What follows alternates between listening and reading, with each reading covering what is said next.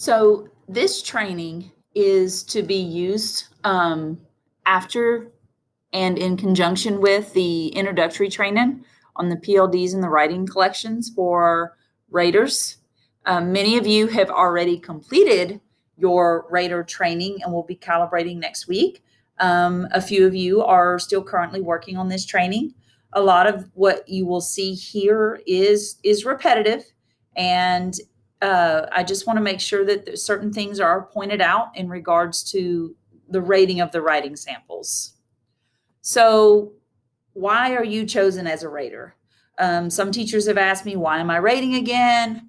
Why do I always have to do it? So each teacher who's selected to rate an EL must have the student in class or have had the student in class. If a class has a long-term sub, the campus can pick a teacher that will rate those students.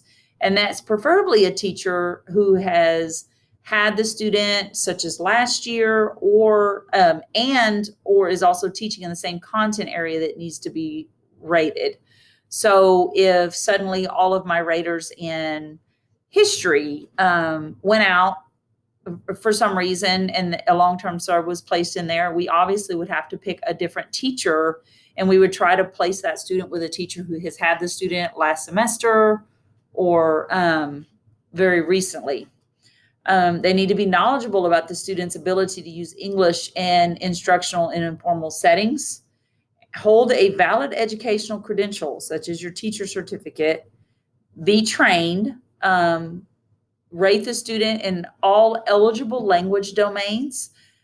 For high school purposes, it is only the writing section that you have to worry about rating. All the other areas will be rated when they take their online TELPAS. Paraprofessionals cannot serve as raters. They cannot be verifiers. They cannot be raters. We also have each district can implement additional requirements for the raters of the writing collections. And you'll see later what I mean, because we do have some additional requirements.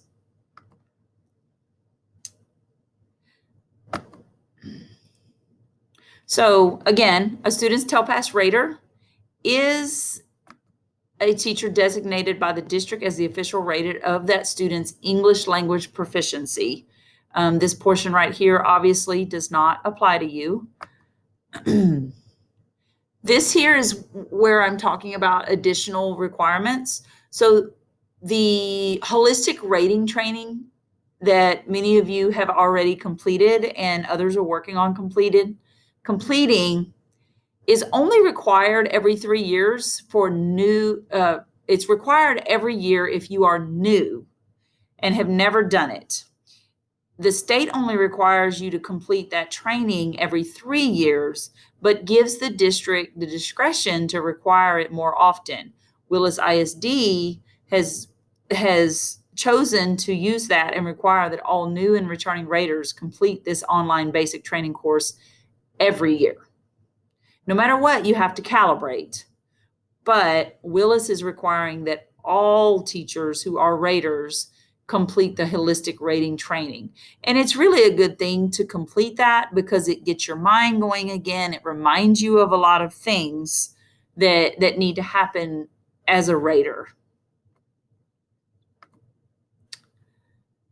The PLDs we'll look at them in a minute. They are the rubrics that you're going to use to determine a student's English language proficiency. You're not simply looking at how well written the essay is, or do they cover all the material like you would if you have them writing a science essay. You are looking at their language proficiency, and do they understand the prompt, and then how well are they able to use their English to develop those ideas.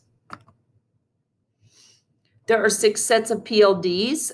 You only need to concern yourself for rating purposes with the writing grades 2 through 12. If you're interested in kind of seeing the listening, speaking, and reading for these grade levels, I'd be happy to provide those with you. They're actually very helpful for the classroom, but they in recent years have kind of been meshed with the ELPs that you use in your classrooms anyway. So key features of each proficiency level. Sometimes it's hard to understand who's a beginner and who's not. And I hear students get referred to as beginners, even though they've been here 2 to 3 years.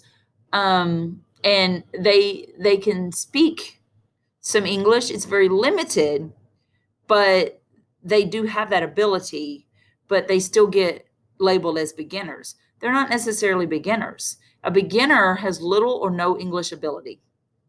Intermediate is where they have limited ability, simple language structures, and they use high frequency vocabulary, things that they've heard over and over and over again. So they may be repetitive and just routine contexts like procedures. Step one, you do this. Step two. They may be able to write more in more familiar essays, such as personal narratives. But then when they get into the more academic, such as procedures in science or math, that's when you will see that routine context come in, that they can't really develop it, but they can repeat what each step is. Advanced is where they're pretty on par with their grade level peers, but they still need a little bit of second language acquisition support. Maybe they may use a bilingual dictionary. Maybe they need some clarification. Maybe not much, but they still need more than just what we consider minimal. And then of course you have your advanced high, that they have the minimal second language acquisition support, or maybe they don't need any at all. So when we're rating these essays, we really need to look at each one. And that's where the PLDs, as you'll see when we look at them, really come into play, because you may look at a paper and go, oh, they're a beginner, but in reality, they're an intermediate. So on these PLDs, you will have a copy of these. I like to give a copy for each student. That way you can write on it, you can do whatever it is that you need to do for each student.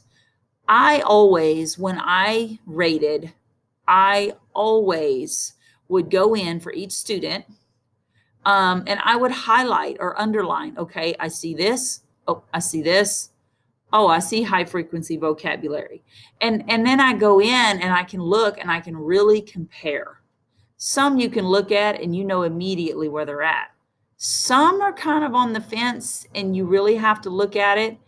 If they're truly on the fence, then go with the lower rating, because they're not quite here yet, or they're not quite here yet. But make sure, if there's somebody on the fence, that you really look at it closely to make sure that they're on the fence and not actually more here than here. You are more than welcome to collaborate with another rater who has knowledge of that student. That rater, though, will have to sign off that they collaborated with you for that. So it's not a big deal. If you need some help, that's fine, but we'll have to make sure that it's done in a way that does not what's the word? Mess up the integrity of the assessment. It's the word I'm looking for. Okay, so if you look as you're doing that, okay, they can label, they can list. They use high frequency words. Well, over here it's high frequency words also, but like academic writing has an oral tone. They can't develop it. They really, it's almost like they write as how they speak. And I know that we have students who are not language learners that write that way. Okay, but you'll be able to tell the difference when you start looking at their work. A beginner, the English that they use is really going to be a lot of present tense. You're not going to see a lot of past tense. It may be a past tense personal narrative, but the verbiage that they use, the verbs will be more present tense. They have little or no ability to use the English language to express ideas. Intermediate have a limited ability to use the English language to express ideas. So you just go through and you look at each one. On a beginner, someone who's even accustomed to the writing of ELs, it says it at the bottom, may not be able to understand what it is they're trying to write. An intermediate, it may look very broken, very unorganized, things of that nature, but someone who is accustomed to the writing of ELs can figure out what it is that they're trying to say. Okay. And a lot of times teachers, they get stuck between beginning and intermediate and advanced high. In my opinion, advanced high are the hardest ones to really look at and differentiate between the two. So we have to just make sure that we look at them in a way that it's with their language and not the content. So the easiest way to do it is the first descriptor. Do they have an ability to use English to express their ideas and engage meaningfully in grade appropriate writing assignments? So that's the first thing you're going to look at and you're going to think about. And then once that's done in your mind, now can they use that English to then develop or demonstrate elements of grade appropriate writing? So can they focus? Is it coherent? Is it all over the place? Is it organized well?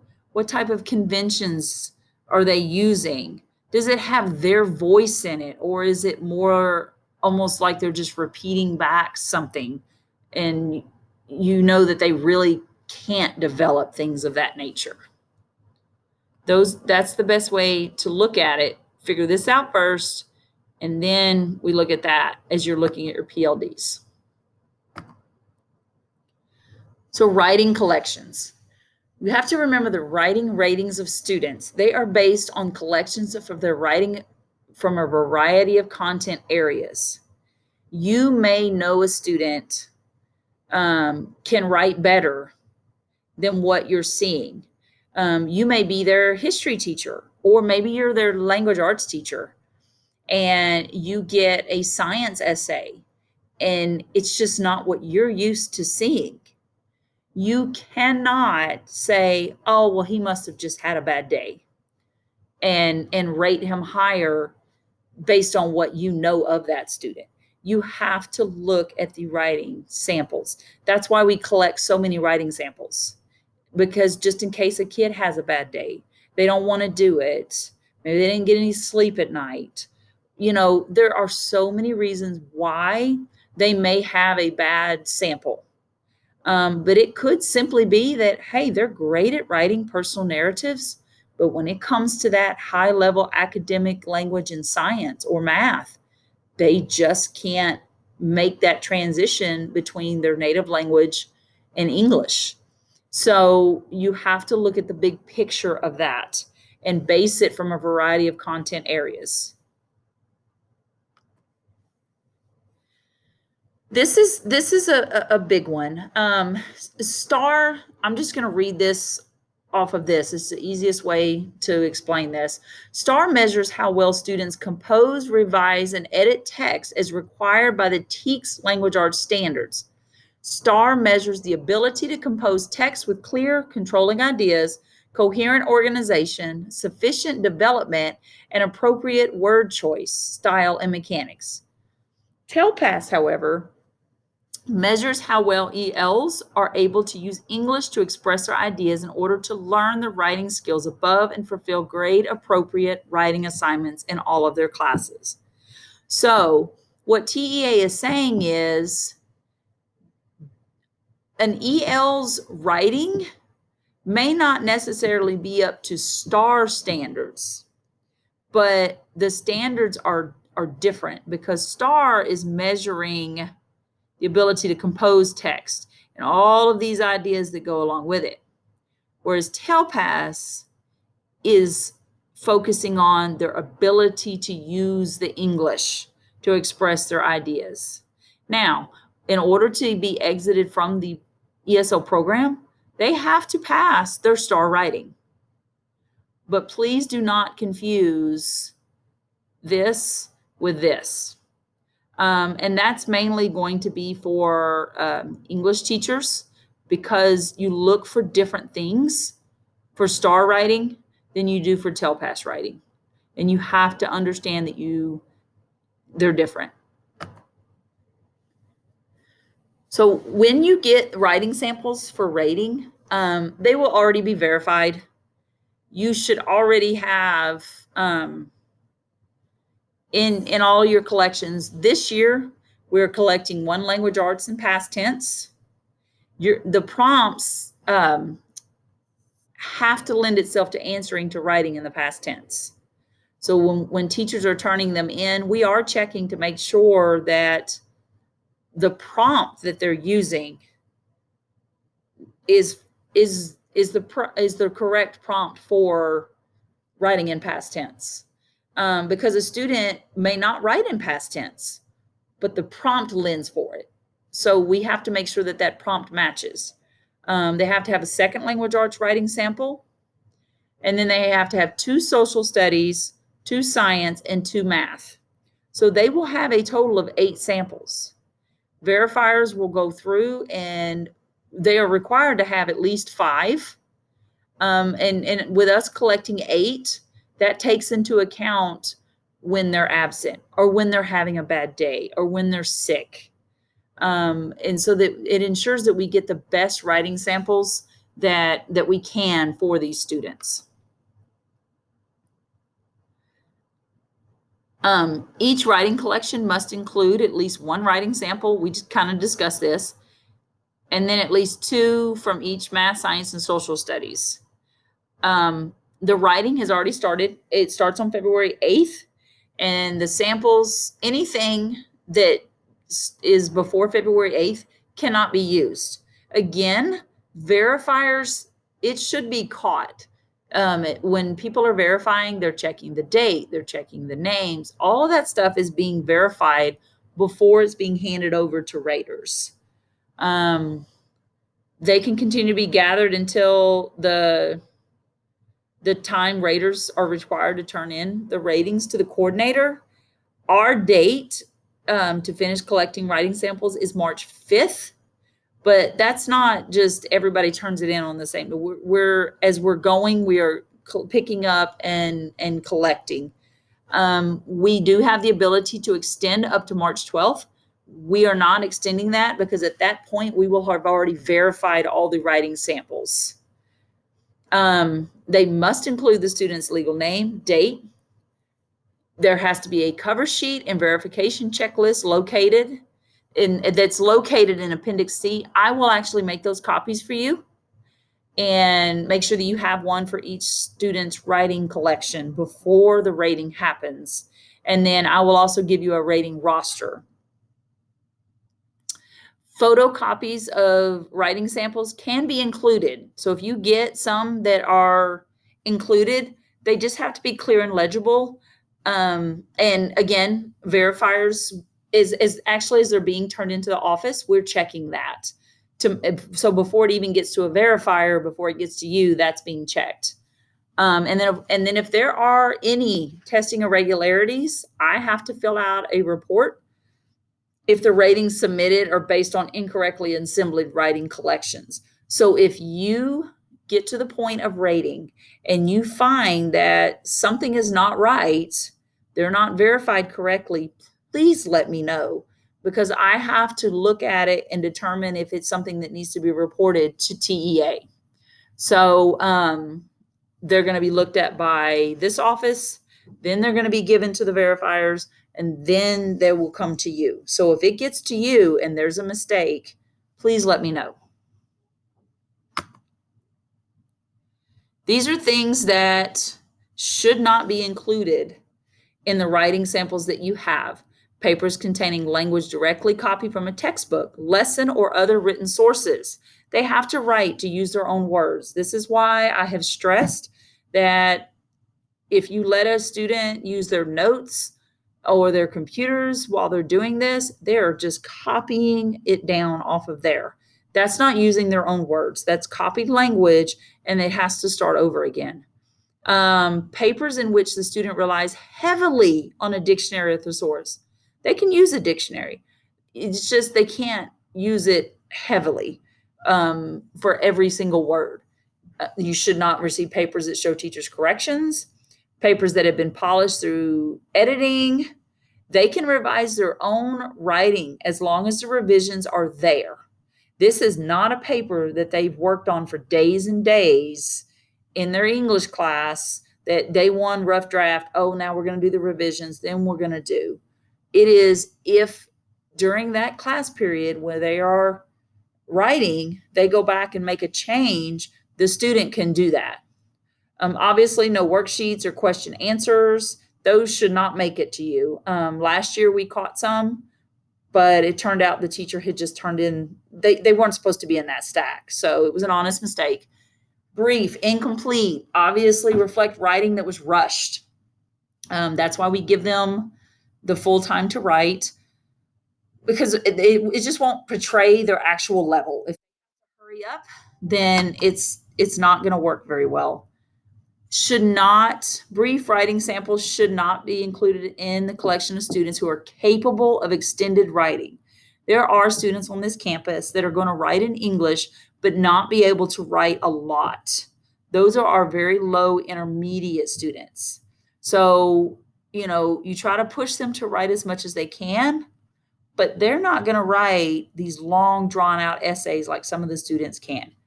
Understand that they are doing the best that they can. Okay.